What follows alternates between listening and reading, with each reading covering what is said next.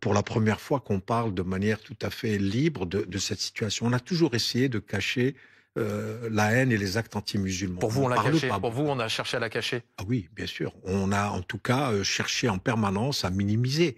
Il y a aujourd'hui deux poids et deux mesures, c'est clair. À chaque fois qu'il s'agit d'un musulman, je le dis très calmement, à chaque fois qu'il s'agit d'un musulman, il y a toujours un suspect. Et Ça a pour vous, il y toujours... a deux. Je vous arrête une seconde, Oui, monsieur le bien sûr, recteur. Pour vous, il y a deux poids, deux bien mesures en évidemment. France. Vous nous Bien dites quoi? évidemment. C'est-à-dire qu'à vos yeux, un Récemment, citoyen français de confession musulmane est est un considéré. citoyen de seconde. Et moins bien traité Seconde que les zone. autres, c'est ça que Absolument. vous dites? Absolument.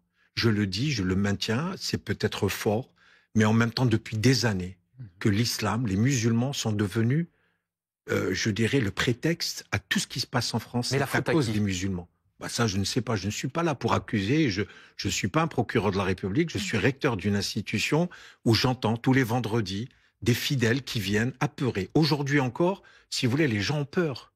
Il n'y a aucune protection des lieux de culte musulmans. Le ministre de l'Intérieur, hier soir, a annoncé qu'il renforçait Il a fallu protection qu'il autour y ait des ce mosquées. drame. Il a fallu qu'il y ait un jeune de 22 ans qui a été assassiné de la manière la plus crapuleuse. Et quand la personne était en train de lui asséner des coups de couteau avec une force, avec une haine, à ce moment-là, aujourd'hui, on y pense.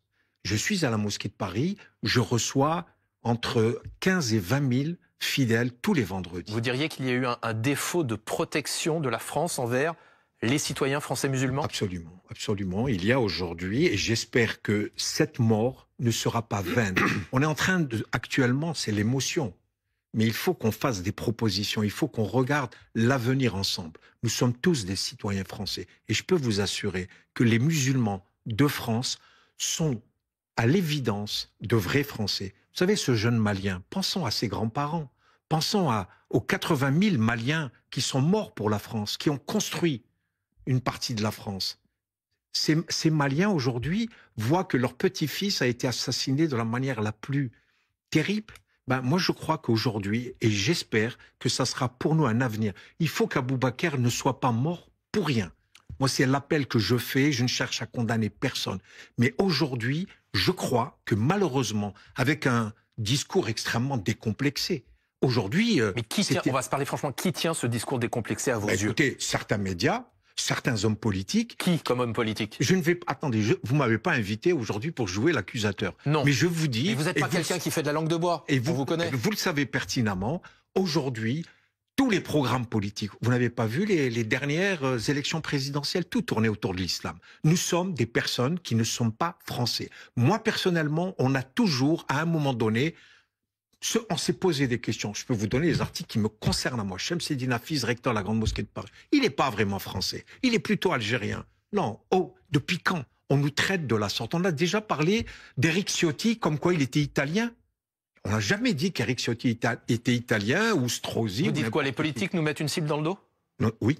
Pas uniquement les cibles. Les médias aussi ont une part de responsabilité. Je suis désolé. Je dois vous le dire. Je suis venu pour le dire. Et j'espère. Si on est vigilant, hein, vous avez vu. Et encore une fois, je n'accuse personne. C'est pas grave. L'essentiel, c'est qu'on travaille ensemble. C'est que les Français... On vous donne la parole justement pour exprimer Absolument. cela. Je vous remercie. Et je crois aujourd'hui que cette mort doit servir à cela, à reconstituer le tissu social. Le tissu social, aujourd'hui, était fracturé totalement. Vous en appelez au président de la République ce soir? Le président de la République qui a dit aujourd'hui en Conseil des ministres, nous sommes derrière chaque Français. Absolument. Il faut un discours ultra républicain et ne laisser aucune place au communautarisme. Qu'est-ce que vous appelez, qu'est-ce que vous dites au président de la République? J'ai déjà parlé avec monsieur le président de la République et hier, je me suis entretenu à 2 reprises avec Bruno Retailleau. Je leur ai dit, aujourd'hui, depuis longtemps, les musulmans attendaient que vous puissiez les regarder et les considérer comme des citoyens à part entière.